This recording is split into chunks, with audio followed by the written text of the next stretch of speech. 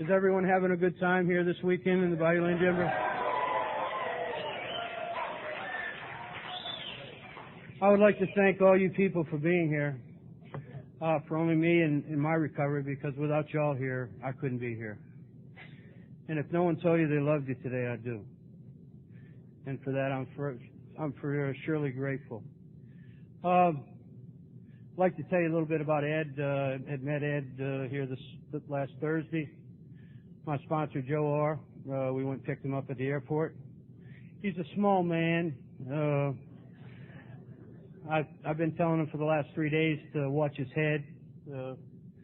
He's a wonderful person. He's full of spirituality. I love what he has, and I hope one day that I'll be able to have what he has. And he had his first coubillon. Miss Boogie made his first coubillon. Give it to him at the camp, and his first étouffée, and I know he really loved that. So without any further ado, do you think we could give him a warm Cajun welcome? Ed, come on up.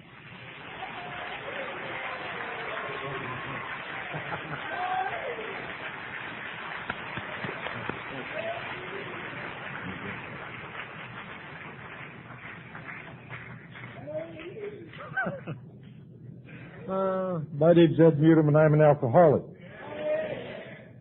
My home group is the Bettendorf Big Book Study Group in Bettendorf, Iowa, and my sobriety date is January 5th of 1971. And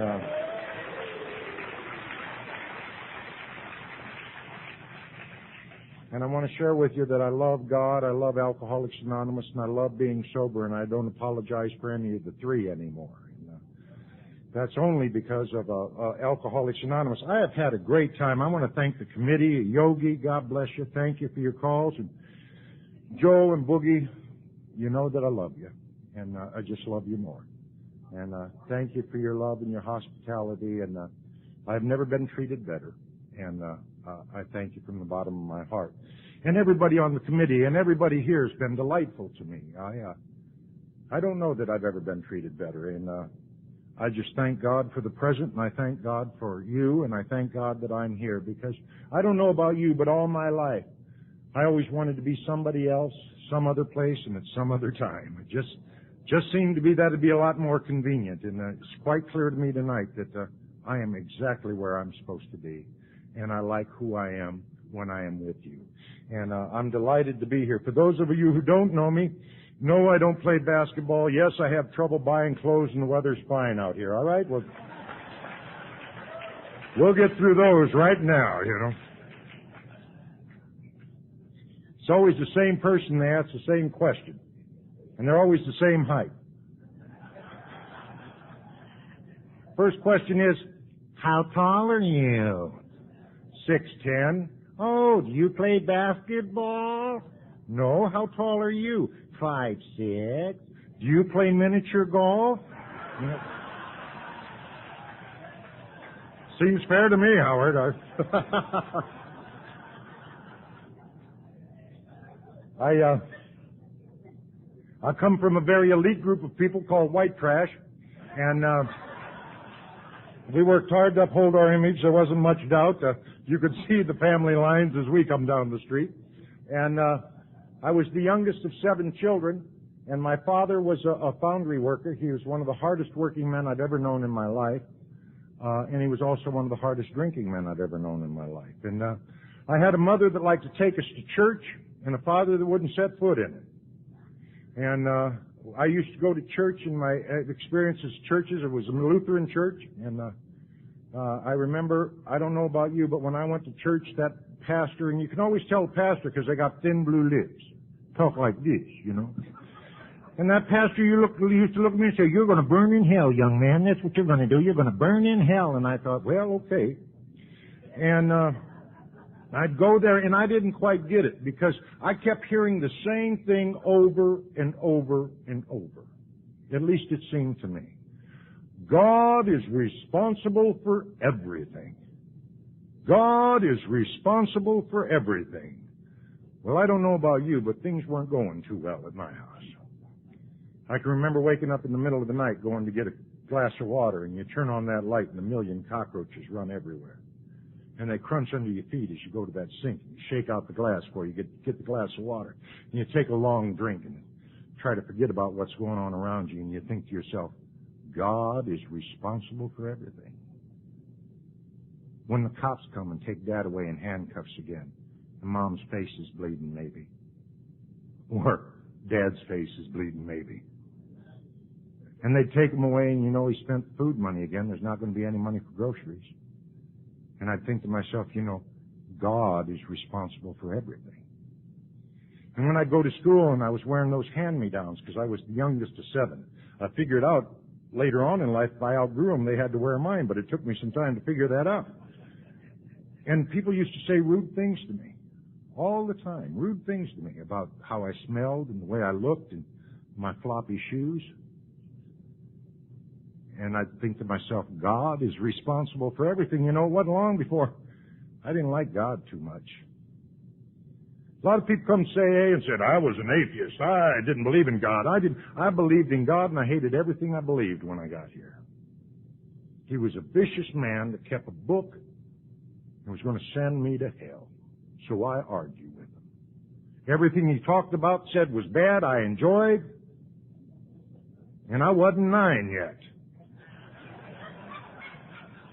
So why even pay any attention to it, you know? I very early in life, and people started being ripped out of my life at a very early age. I come up from a family where there was a lot of tragic deaths over and over, and people would come up to me. I remember my cousin Linda. Linda, if there was ever a godly person and a wonderful person and a good person, it was Linda. Linda got straight A's. She had a full scholarship at college. She was just wonderful. And she was walking across the street and a truck hit her and knocked her 100 feet and she died. Do you know what people said to me? God must have wanted another angel. I said, oh, so he hits you with a truck. That's the kind of God I want to be praying to. And they meant it. And I thought, I don't want anything to do with this God. Yet, you know, there was times in my drinking and that where I can remember beating on the door of the church at 3 o'clock in the morning, saying, help me. And the doors were locked.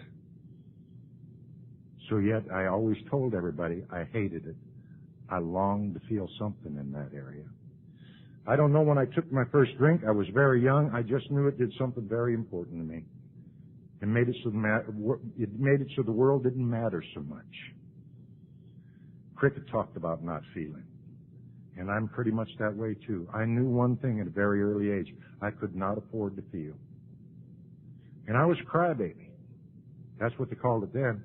I got touched very easily, and I'd cry, and you learn not to do that pretty quick, because they call you sissy, and they want to fight you. So then when you start crying, you just say, I'm so mad I started crying, and then you beat them up really bad, you know. And, you know, there isn't a day that goes by today where I'm not reduced to tears for something. All my life, and all my sobriety, I've learned something that maybe all of you knew. I didn't know. That I started out the way God wanted me to be. I didn't want to lie, didn't want to cheat. All I wanted to do was be a good guy and try to help where I could. Now, you couldn't tell that by what I did. And my major mistake was trying to please everybody else around me.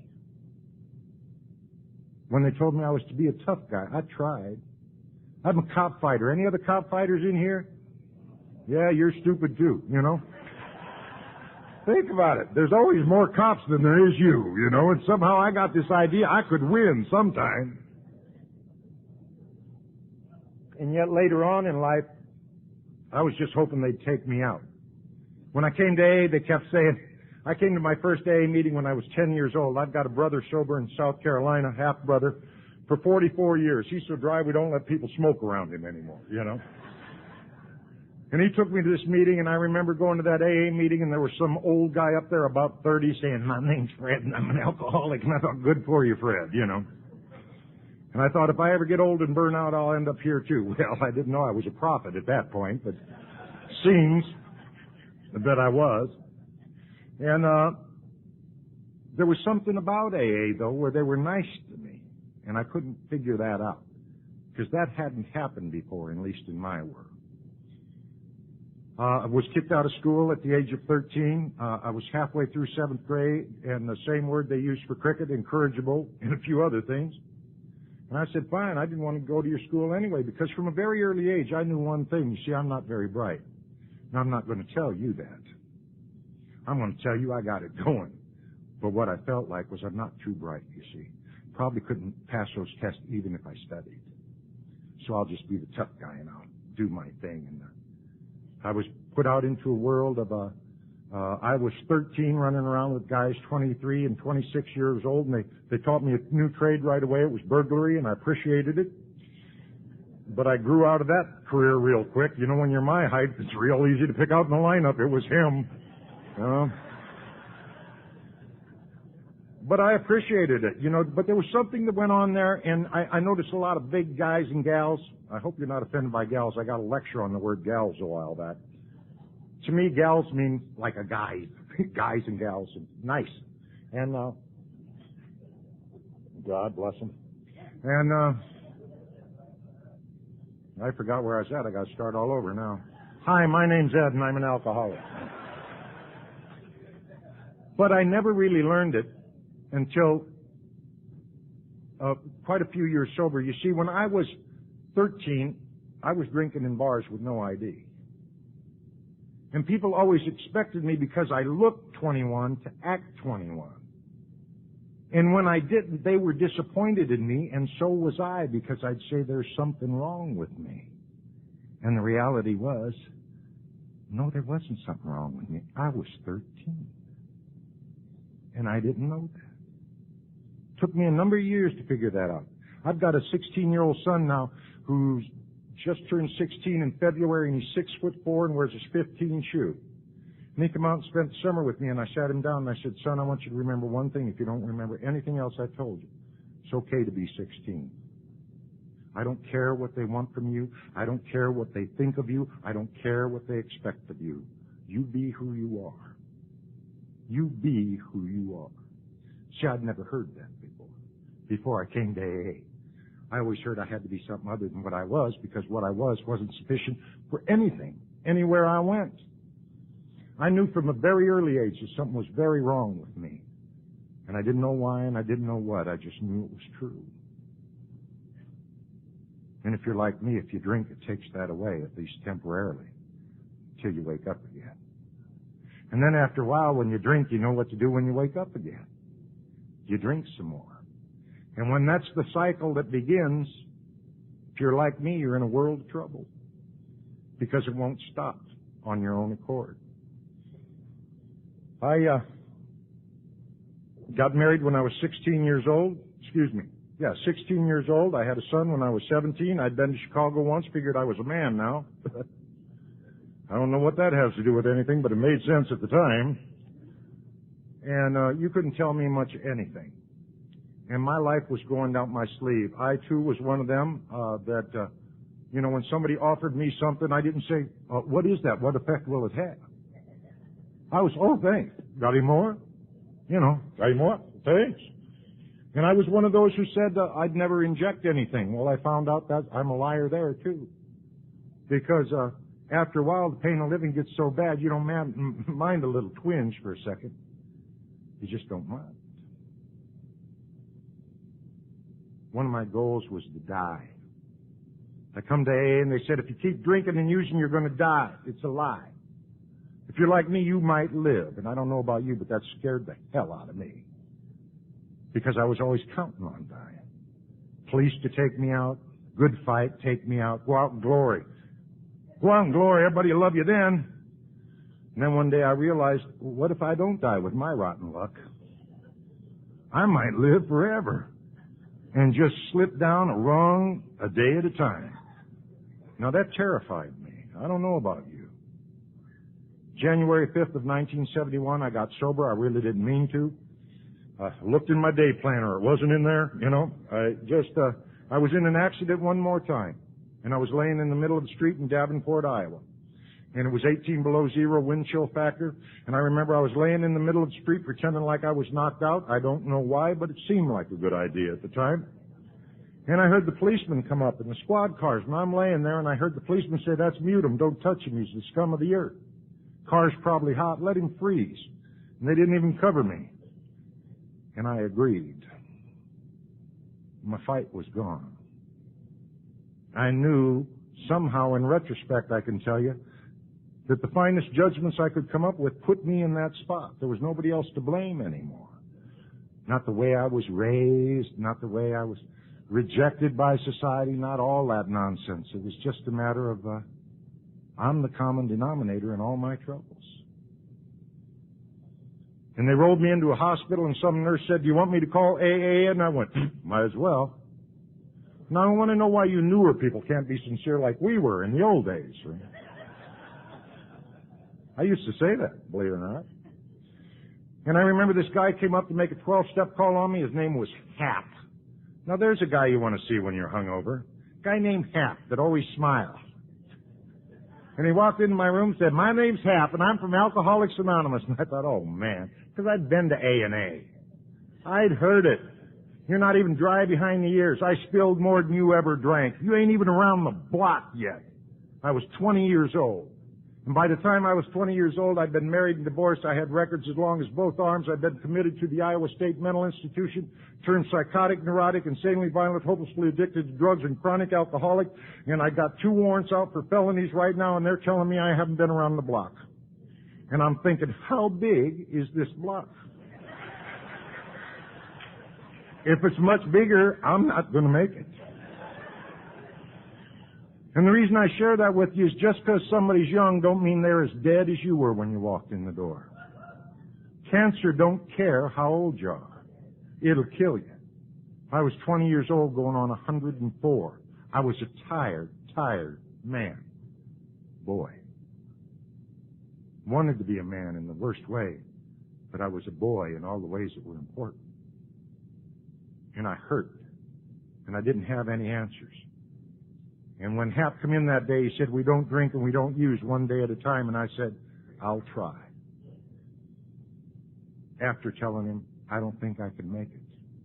I don't think I can make it a whole day without something. You see, when my head gets going and my guts get going, I'll try. And that's the only thing I've done consistently since January 5th of 1971, which is my sobriety date, which is chemically free. I am one of those that just happen to believe that. Now, there's some that don't.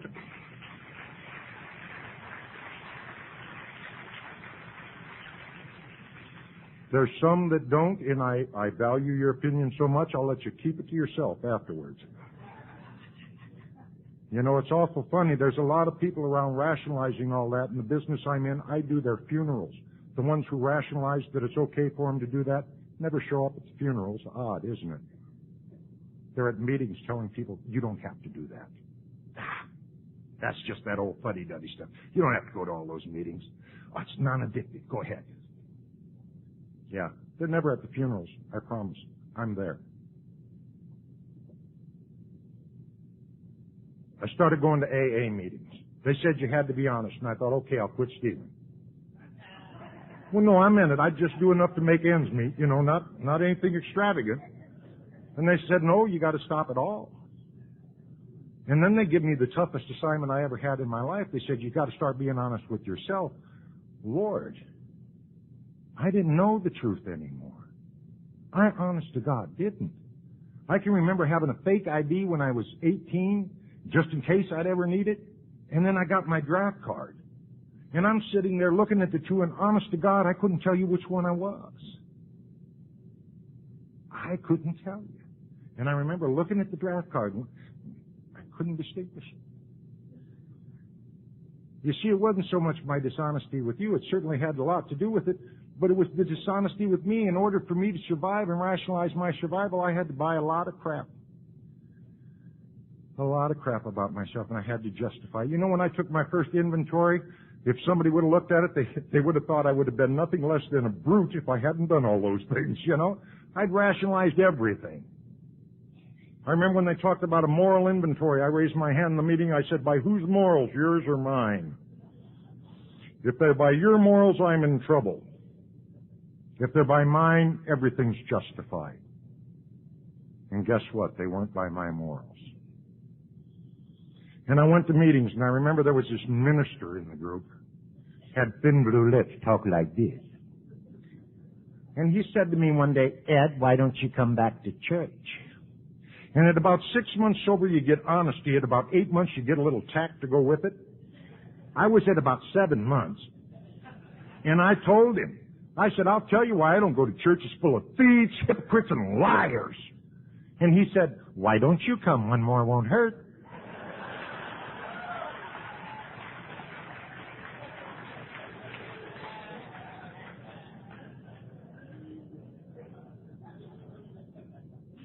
I remember walking into a meeting, the guy put his arm around me. And he said, I love you, man. I said, I don't play that stuff. I'm just here to get sober. You know what I mean? You just back off and go sit in your little chair. We'll get along just fine. And when I saw him last week, I said, I love you too, John. Do you know that anybody who worked with me when I was newly sober is still sober? Isn't that amazing? You know, now you see people come and go like it's a swinging door. It's not supposed to be.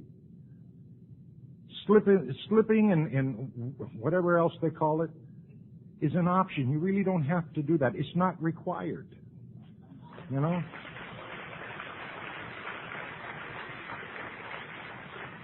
You can come in here and do this thing if you want. And it just touched me because we had a celebration in January for my 30-year birthday. And everybody who had a major part in my life, all 7 of them were there, still continuously sober. It's not a question of whether AA works. It's a question of if you'll take it as it's written in the book or listen to all the nonsense going around labeled Alcoholics Anonymous. And, yeah. But I go to meetings, and one of the things that bothered me when I started going to meetings, I started saying the G word. God. Now, I liked Howard's talk today, and I agree with what he said, but if somebody would have said Jesus, we would have fought. Yeah, they would have been picking their hat out of a new place, you know, because I was violently anti-religious. As I said earlier, I hated the God that I was taught, at least that I learned about. And I'd fight you at the drop of the hat, because I already told you. They ripped everybody I loved out of my life. They put me through hell because he's responsible for everything. And when they said, you know, the only way you're going to stay sober is to have a relationship with God, a personal relationship with God, like it says in this book on page 10. And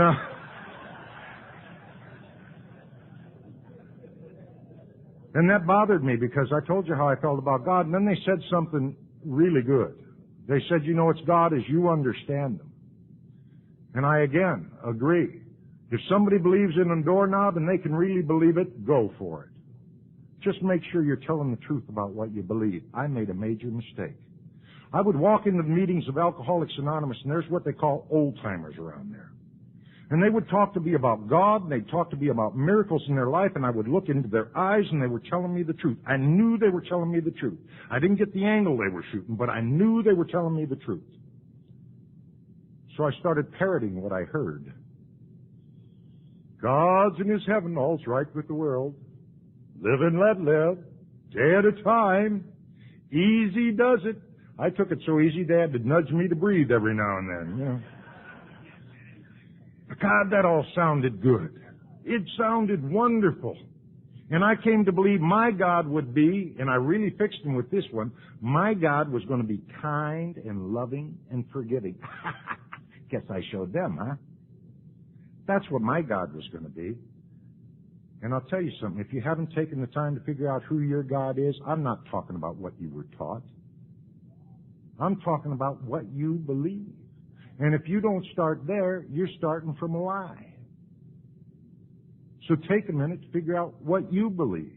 Because it's your concept of God that your life depends on, not mine. It's yours.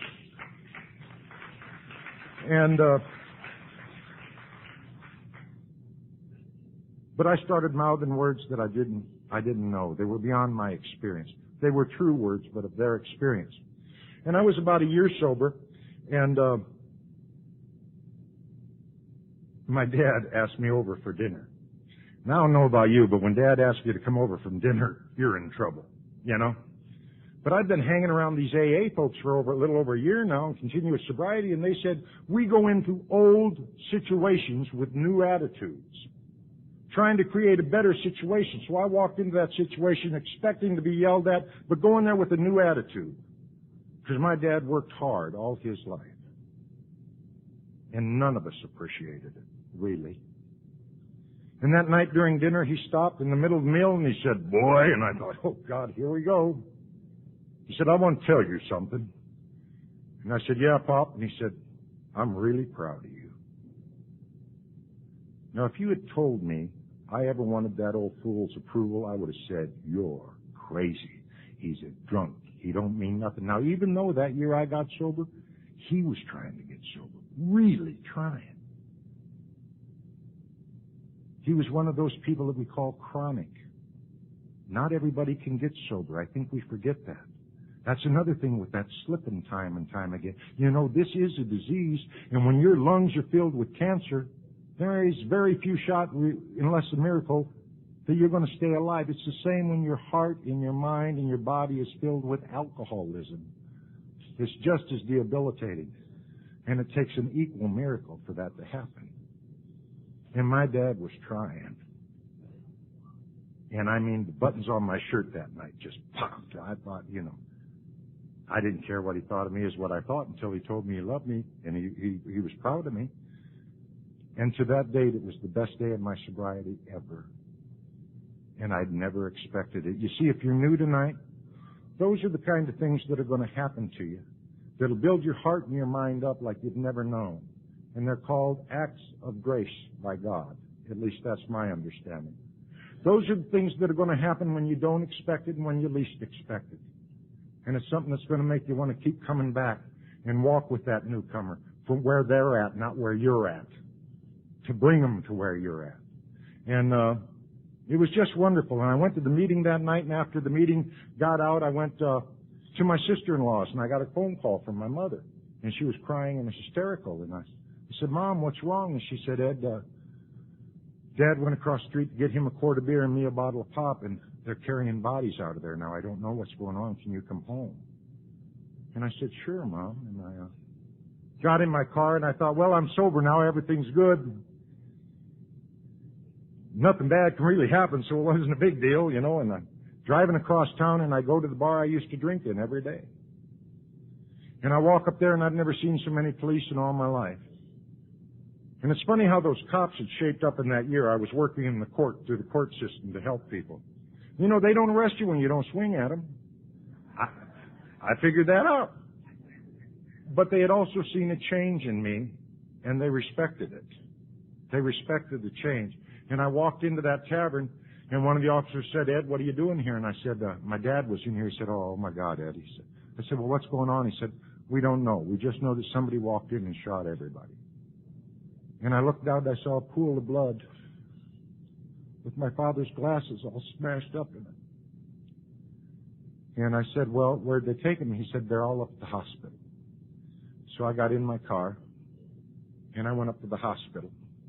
And there was an officer there that hadn't forgotten me. And he said, what are you doing here? And I said, my father was in that bar. He said, your old man isn't in there. And you get out of here before we bust you. You're coming up here with your stuff. And miracle happened. I just said, yes. Okay. And I left. A year and a half before, they would have been getting a new lieutenant. But by what you had taught me, by your example, one little thing kept going through my head, live and let live. And at times I didn't want it to, but it kept going on.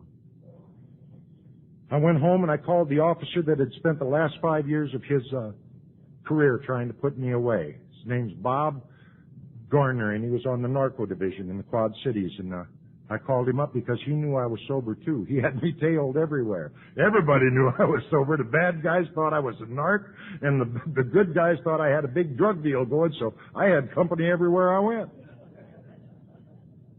And I said, Bob, my dad was in there, and he said, oh my God, Ed, hold on. And he fed me information that comes in, and he said, all we can come up with is they were shot and wandered outside, or they took him hostage. So we'll form a search party. And it was one of those Midwest ice storms where the cars were sliding into other cars. It was just a mess. You couldn't stand up. And all night long, we looked under parked cars and on the benches, and you don't want to, but you got it. Your dad might be there. And at 8 o'clock the next morning, that officer from the hospital called me up and said, well, Ed, anybody could have made a mistake. Would you come up and identify your dad? And I said, okay. And I walked up there, and I walked into that morgue, and I saw my father with that bullet hole in his face. Because I remembered the God that had the book. And I really thought he'd killed Dad because of what I'd done.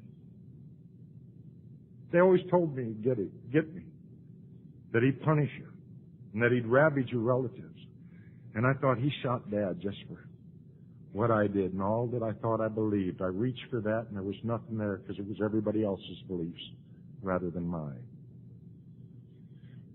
And it got cold in that morgue, a lot colder than it should have been. And I had reason in the last few years to recall that date in great detail, and I realized something. That when I walked out, everywhere I went, right off to the side, would be a member of AA. Just standing there. Making eye contact with me. Let me know they were there. They didn't bother me. Didn't say anything. They just make eye contact, give me a little nod. They were loving me. They were taking care of me. And they're just like my God. He's everywhere I go if I just pay attention. And I remember, God, the war inside. And I don't know if you've ever had anybody murdered in your family, and please God, I hope you never do. But don't say stupid stuff to them. You know? I sat down with a few members of AA who were, quote unquote, some old timers, not the ones that were at my anniversary, but some other ones. And I tried to tell them how I felt, and they got up and walked away. They said, we thought you had a good program. Talk about feeling left alone. I'll tell you something. If you're working with people that won't work with you out of where you're at, start working with somebody else. Start working with people who's going to share from their experience, not pontificate on some plateau that they haven't reached yet. Very important.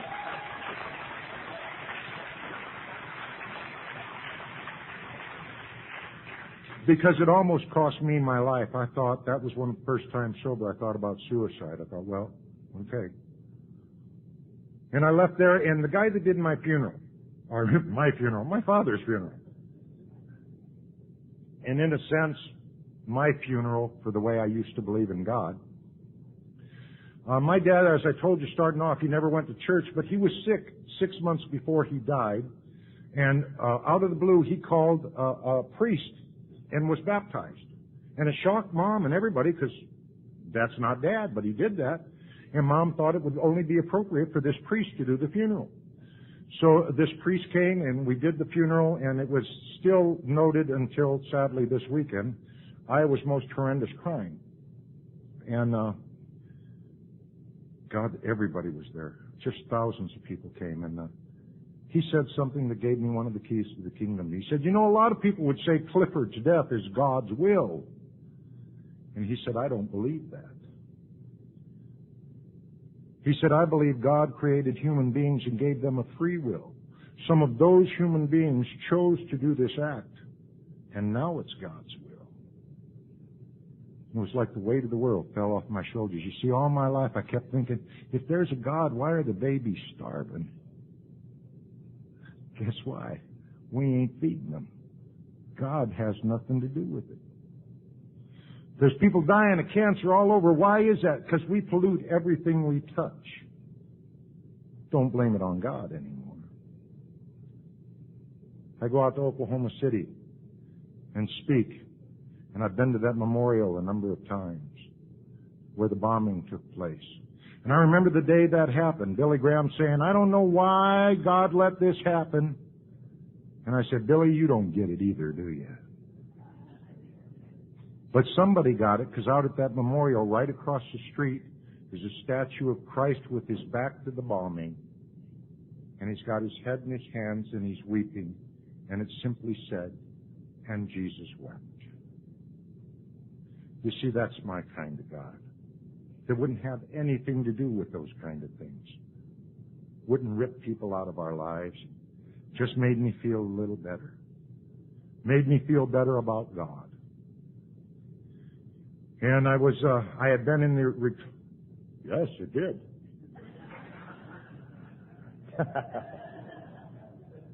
And I'd been working in the alcoholism field. It was wonderful at that time. You didn't need much education to be an expert, and I fit the bill. And please God, I did something there to help somebody. But God talked to me one day. Now, you got to be careful when God talks to you. I do believe God talks to you. But that's what sponsors are for. They edit the messages. I remember one time I went to my sponsor and I said, Clancy, God told me to, he said, Ed, this message looks strangely like your handwriting. And it was. But this time God talked to me and he said, Ed, go out to California, get into show business. I thought about my resume and it made perfect sense. So I went to where all stars get their start, Anaheim, California. I got a job as Goofy at Disneyland. Little did they know how well I fit the role at that point. But 2.5 years sober and just stark raving sober. And I wasn't going to AA too much anymore. I just go there because God told me to. But I didn't talk to anybody there because I told you about the AAs I talked to and they got up and walked away. So I was a little afraid of that, and I was sitting I didn't actually take that job as Goofy, and I promise you Disney is tremendously grateful for that. But I went up to a meeting in West L.A., and there was a guy up there in a group, and they were talking about sobriety, and they were talking about doing things. I don't know about you, but I was used to being around groups where if you had a birthday, somebody stood up, you flipped them a chip, and they sat down. Oh, good, isn't this wonderful? You know. And I'm 22 years old. I need a little more happening in my life. And they were talking about living. They didn't talk about service. They were service. If there was anything to be done, they were a part of it, and they were doing it, and that intrigued me. And the next week I walked up there, and there was this guy walking around, and I didn't know who he was, but I said, excuse me, would you be my sponsor? He said, no. And I kind of knew the A&A rules, you know. If they ask you, you got to do it. And he said, anybody I sponsor has to look up to me. And I thought, oh, good, tall jokes. That's what I need. That'll make me feel more a part of. And he said, my name's Clancy, and I'll be glad to be your sponsor. And, well, no, he didn't say I'd be glad to. He said, if you agree to do a few things, he'd sponsor you. And I'm grateful he put it that way, because I try to do as little as possible. Thank you very much. And I especially did that even though I was fighting for my life. I didn't know any better. And I'm real grateful I didn't hear a lot of the nonsense that goes around about the man, because to be quite honest with you, if I'd listened to some of you, you would have killed me, because I would have never talked to him, ever. I try not to put down any individual or group in Alcoholics Anonymous. I may not like what they do. I may not like what they stand for. I may not like how they do it, but I want to give you the dignity of your own decision. I have no right to take that from you. And I started going to meetings. And, you know, he's goofy. He wants you to actually do these steps. And I remember I wanted to go to discussion meetings. He said, no, you're not going to any discussion meetings, Ed, because you're the type of guy, when the meeting starts, you're going to think about what you're going to say. Then it's going to get to your time and you're going to talk, and then you're going to spend the rest of the meeting thinking about what you should have said. How'd he know? And so I didn't go to discussion meetings for years. And I lived in Clancy's garage, and that's when I met Howard. I was living in his garage, and he made me write an inventory over again. And I had to tell the truth, and I had to take it with him. And so I wrote for 4 days and 4 nights, and I wrote this inventory, and I told the truth. I mean, I poured it out. And I went in the house, and Clancy's wife, Charlotte, was in the house, and we had a cup of coffee, kind of celebrated me finishing that 4th step. And I go back out to the garage, and at that time he had a goat named Alfred. And Alfred had gotten into the garage, and he was finishing off the last page. True story. I got crazy. I went up to Charlotte and said, Charlotte, that goat ate my inventory. She said, oh, my God, I bet she found that hard to swallow, you know. No, what Charlotte said, I'm sorry, I got that backwards. What Charlotte said is, oh, my God, I hope he don't have the run. And Clancy said, I bet she found that hard to swallow. What really broke my heart is 3 days later, the goat died. True story, some sort of intestinal blockage, I don't know. But I started all over, and he said, I want you to go into those meetings and start shaking hands. And the group was small then. It was only about 400 people. And he said, I want you to go in there and shake their hands. I said, I don't like them people. He said, they don't like you either. Go shake their hand.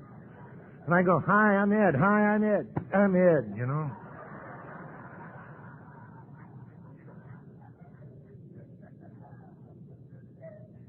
And I had something that I regret deeply and I didn't even know I had. I had a smart mouth. I had a mouth that could rip people to shreds. And a lot of that goes on in AA, and I don't think this is the place for it. Just my personal opinion.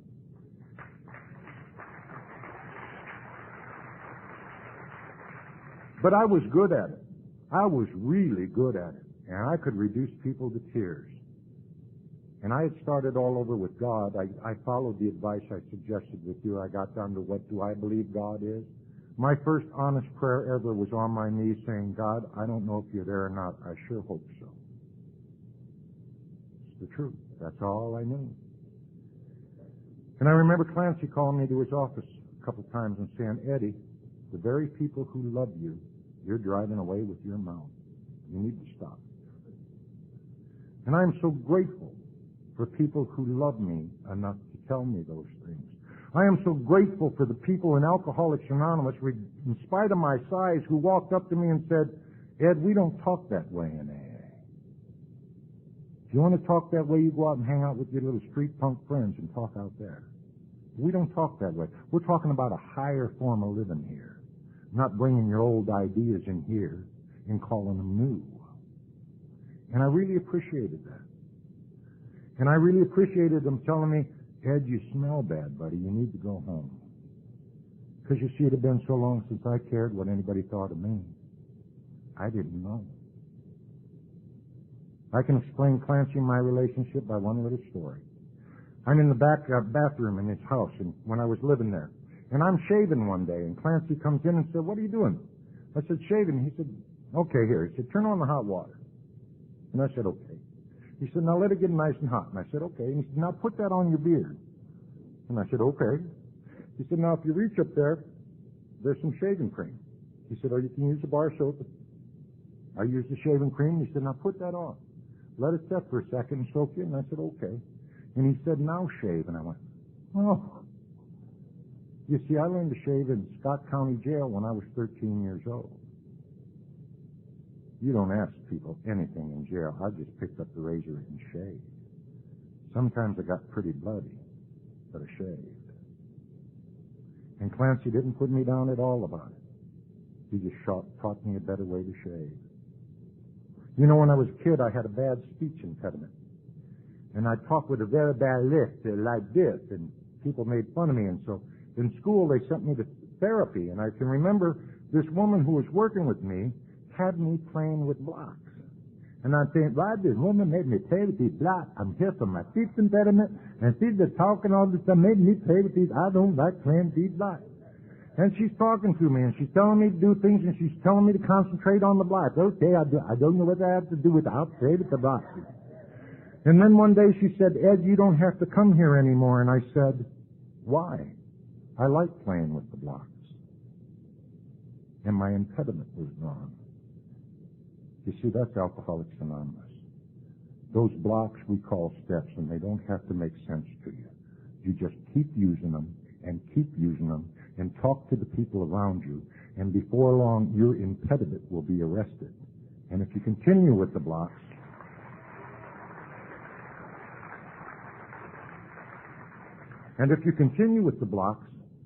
you don't have to go back to that speech therapist anymore. We got a lot of people here who had a lot of potential all your life. Oh, you've got so much potential. You have so much to offer. We got any more of those in there? Yeah. Yeah, oh, if you only knew what you had to offer. You're just such a precious boy. They were right. I was wrong. All my life, people told me that, and because I didn't feel good about me, I didn't believe it. They were right, and they're right about you. You've got more to offer this world than you've ever dreamed of it. but you won't do a thing until you get out of the way. And I learned that here. I remember I was going to a meeting in Pasadena, California, and Pasadena is a wealthy area, and I thought, ooh, Pasadena, I may hook up with a job, and I caught myself, and I went in and I said the very same prayer I said on these stairs right before I started, or before the 720 thing started. And I said, Father, save me from my own nonsense, and let me just share the miracle of Alcoholics Anonymous and what you've done in my life.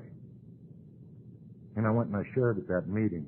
And after the meeting, a guy come up to me and said, this makes no sense to me, but I want to offer you a job. I said, it makes perfect sense to me. Thank you very much. And that was in Pasadena on Saturday. He said, have you ever been in show business management? I said, no. He said, do you speak Taiwanese? I said, no. He said, be in my office Monday morning. Monday morning, I went into his office, met with the producer of the American Ice Skating Review, and that Thursday I was lifting out of LAX, going to Taipei, Taiwan. I was the new vice president of American Ice. I was going over there and representing a cast of 63. I was negotiating with the Taiwanese government to form contracts and build the stage and set and prepare for the casting crew to come over. So how was your week? Now I'll tell you what was missing there. I don't know about you, but I spent most of my life dragging around this big bag of stuff all my life. And it seems that I'd drag this bag with me and something bad had happened, I'd just put it in the bag and drag it to the next day of living. And when I got to AA, they said, leave that bag there. Now what does that have to do with what I just said? There was a time in my life where I wouldn't even gone for the interview. Oh man, I only got a 7th grade education. I had records as long as my arm. And what you taught me is to suit up and show up. Walk toward the light. We're familiar with the dark, but you don't have to stay there. Walk toward the light. And I suited up and I showed up for that interview. And I went over there and I spent time in Taiwan. I remember when I got off the plane, everybody was this tall. And they were looking at me and I was looking at them. And I thought it's just a matter of time before they strapped me down, you know. I saw that Gulliver Travels. I know what they're going to do.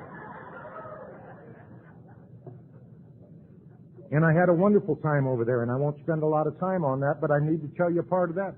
I'm in Kaohsiung, Taiwan, and a guy walks by me one day and said, you know, you'd be an excellent manager for the Harlem Globetrotters. And I went, Shakespeare, yeah, good. And I finished that tour, and I came home, and 3 months later I got a call from Hollywood, California, from the Harlem Globetrotters office. And they said, we've heard wonderful things about you. Would you come and talk to us? And I walked toward the light. And they asked me about my life and who I am and what I'm about. And I told them, as honestly as I'm talking to you tonight. And they said, you're hired. And I got on a plane and I flew to Madison Square Garden, and I was the new manager of the Harlem Globetrotters. I got on the bus and there's Meadowlark Lemon and Curly Neal and Marcus Haynes, and I got all the money, you know. To that point, it had never been better. To that point, I'll tell you, when I was on East 6th Street in Davenport, Iowa, I used to have dreams. I don't call them fantasies. Dreams for me were what God gave me. Fantasies is what I create. But I had a dream of someday traveling around the world, first class, meeting kings and queens and presidents, and just doing that. No, I went to AA and you shared something with me that I want to share with you tonight. Go back and grab those dreams. I really don't care how old you are. Those dreams were a gift. Quit throwing it away. And I dared to grab onto those dreams, and guess what I was doing? I was traveling around the world meeting kings and queens and presidents. First class. I don't know about you, but my God is good.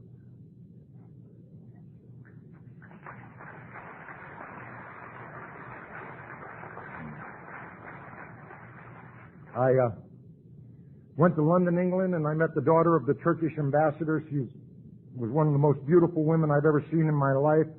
She was wealthy. She was Muslim. I figured our backgrounds were a lot alike, so we got married. I didn't say all my judgment had returned, or hers. And we were married, and she is a delightful lady, who at that time really didn't understand Alcoholics Anonymous. Plus, I wasn't a very good mate. I wasn't used to thinking about you more than about me. And when that happens, at least in my experience, it's a painful, painful event. And we were together 10 years, and it was difficult. And I remember the day I come home from work, and she asked me to leave, and I dropped to the floor sobbing, saying, please, I don't want to leave, please. And I had to leave. And for the next 10 years, my children were told I abandoned them. But if you got a program, they can say what they want. You see, if you're not doing anything wrong, there's nothing to defend. And I didn't know that till I got here. Alcoholics Anonymous give me a dignity and a grace and a belief in God where I can walk through the worst of accusations and know that it's all going to be all right in time. Maybe not my time, but in time. When I was 18 years sober, I made a decision based on self that cost me everything I owned. Everything. Notice I took all the blame. I made the decision on greed. I didn't pray about it. I didn't ask my sponsor about it. They offered me a lot of money if I signed this deal and invested so much, and I did it, and within 3 months I was wiped out. And they were evicting me out of my apartment. And I kept thinking at 18 years sober, how can they do this? Because I was going to meetings, and I was sharing my experience, strength, and hope, and I was doing all that. But something happened to me that was so subtle, and I had no idea that the things out here had once again become my God, without me even knowing it. They were what I thought you saw in me, who I worked for, where I'd been. And they became my God. And when they went away, I had to start fresh and new, and I'm real grateful for that. I went back to Iowa, started all over. In 1988, and I started a house for recovering people. And it wasn't a treatment center, it wasn't a halfway house. I was just going to meetings and out there, and I noticed a lot of people young who were trying to stay sober and had no place to stay. And I made the covenant with myself some years ago. I don't criticize anything unless I'm doing my part to correct it. Well, it really limits my conversation, but at least I'm not a hypocrite as much as I used to be, you know. And so I got this place going. It's the first selfless thing I've ever done. That's why I brought it up. It ain't about it happening. It's about all I wanted to do for the first time in my life is give. I'm not worried about what I get anymore. I'm just not worried. I read that part in the big book where it says we are reborn.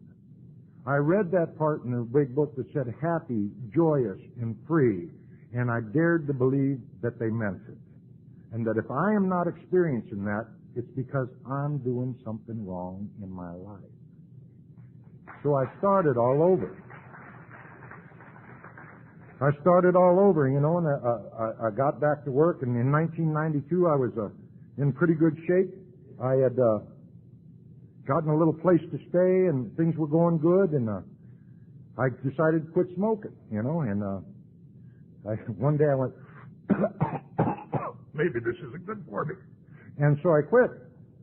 And they told me to go out and start running and exercising and that, so I went out and I got the shoes and I'm doing the stretching and I went out and broke my leg. And I'm sitting there with my foot up and kind of reviewing my life and actually kind of feeling pretty good about it. Kind of patting me on the back. Well, things are going good. And all of a sudden God said to me, Ed, what about education? And I wanted to go, la, la, la, la, la, la, la. And immediately when God said that, I said, you don't understand. I've been head of multi-million-dollar corporations. I've been manager of the Harlem Globetrotters. I've been that. And all the while I was doing that, I got my crutches and I hobbled over to the university. And I went into the university and I said, I need to go to school. And they said, how many credits do you have? I said, I have bad credits. Why? What's that got to do with it? And they did the very same thing you did. They laughed at me, and I shared with them a gift that I absolutely treasure that you gave me. I looked them right in the eye, and I said, you don't understand. I don't know how to go to school. I don't know if I'm smart enough to pass the class. But I want to try. Would you help me? And they said yes. And I started going to school. Working full-time, school full-time, and didn't drop one activity in AA. You know, I'm not the one to come up and say, gee, I can't find the time. Just not the guy. Because God will create it for you if you really want to do it. He will take care of it, if at least my God will. I don't know about yours. Work on it. but mine will. And I started going there, and a friend offered for me to go on a Christian retreat one weekend. And I went on that retreat, and I remember when I filled it out, they said, "What would you like to get out of this retreat?" And I said, "I'd like to feel a little closer to God." And during that retreat, I had no less than a spiritual awakening. And I do not have the words to describe it. I pray for someday I will. But it changed my heart and my mind and my life in a flash. You know, we talk about spiritual experiences, and for a number of years I had the educational kind. Don't limit yourself to that. Don't limit yourself just to that. When God acts, at least in my experience, it's life-changing. And he said to me that night, "Ed, I need you to be a minister." And I went, "Okay." And I left that retreat, and I immediately, that Monday, went up and signed up for seminary. I had 60 hours in toward my BA, and they told me I needed a BA, 120-hour BA, and then I had to go on and get a 96-hour Master's of Divinity degree. And I said, "Okay." And I started the work, and I started to pastor right away.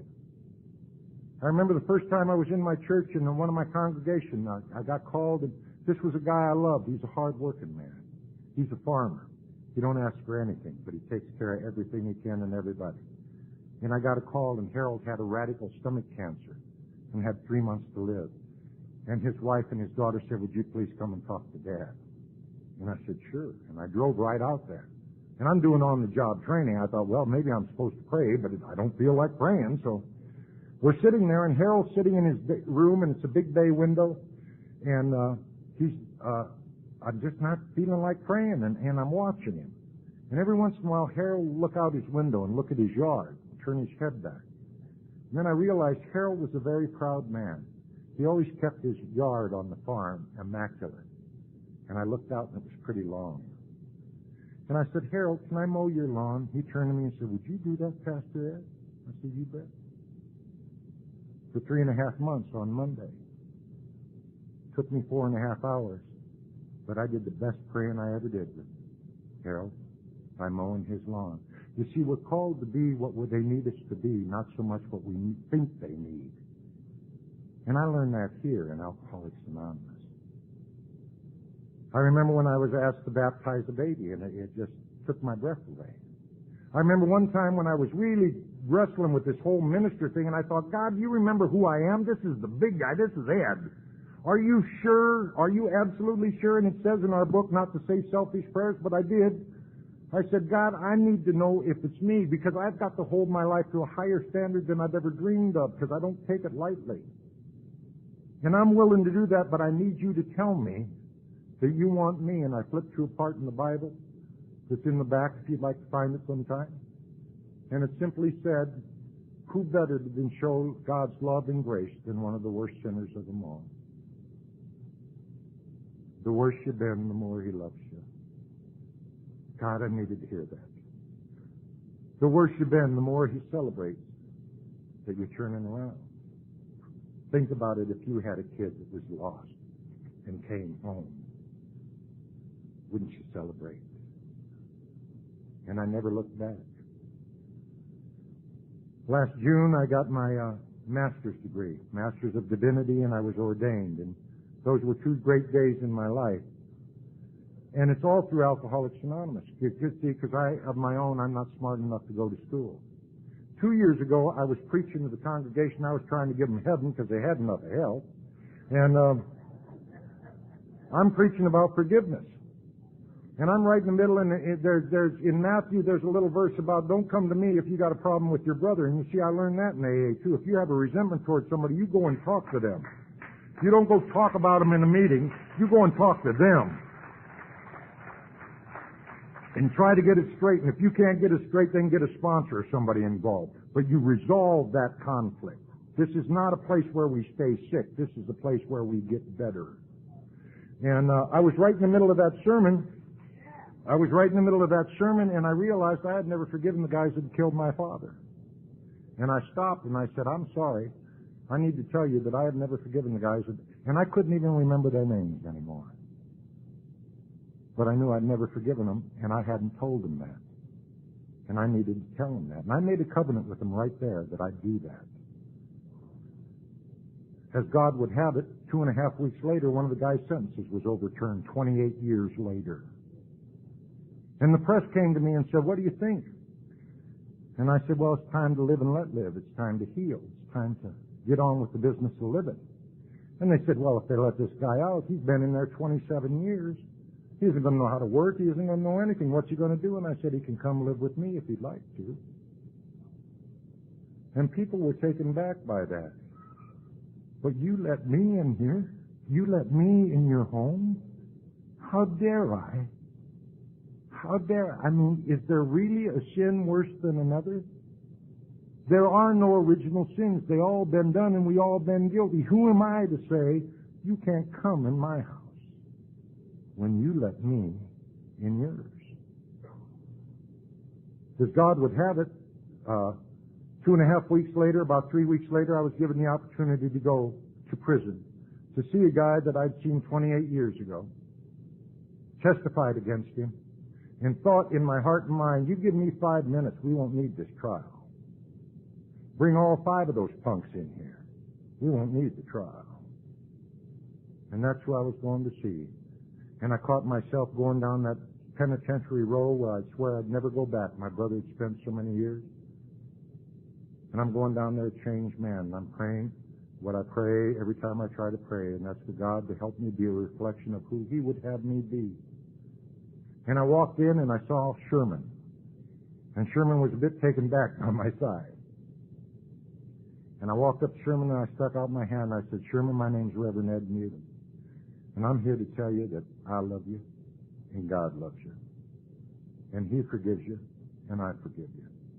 And if there's anything in my life I can do to make your life better, let me give it to you."